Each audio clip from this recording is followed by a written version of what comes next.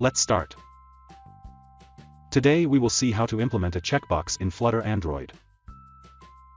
Let's see the main.dart file. First, we import the material.dart package. Then, we create the stateless widget called MyApp in the main function. This is the MyApp stateless widget. In the build function, we create a material app and apply a theme. The home attribute is set to a stateful widget called My Home Page. This is the My Home Page stateful widget. Here we create a state object of this stateful widget, whose name is _My Home Page State. This is _My Home Page State class. Here we will design our app. These are the data members of the class. The checkbox status array stores the check and uncheck status of the checkboxes. And we will show the check and uncheck status in a text. In the build function, we have a scaffold widget, upon which we will design other widgets. The app attribute is set to the app bar widget. We have used the title variable as the title of the app bar. The body attribute is set to the column widget. The main axis alignment is set to the center so that the content inside this column would be in the center. Inside the children attribute of the column. First, text widget. We will show the checkbox status result in this text widget.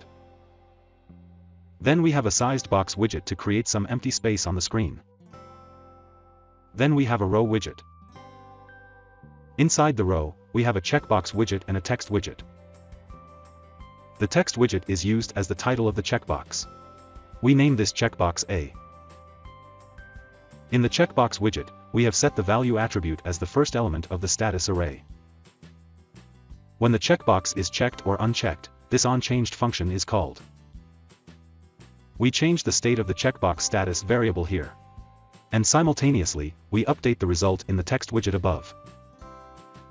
Then we have a sized box widget to create some empty space on the screen. Then we have a row widget.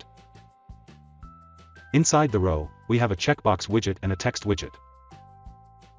The text widget is used as the title of the checkbox. We name this checkbox B.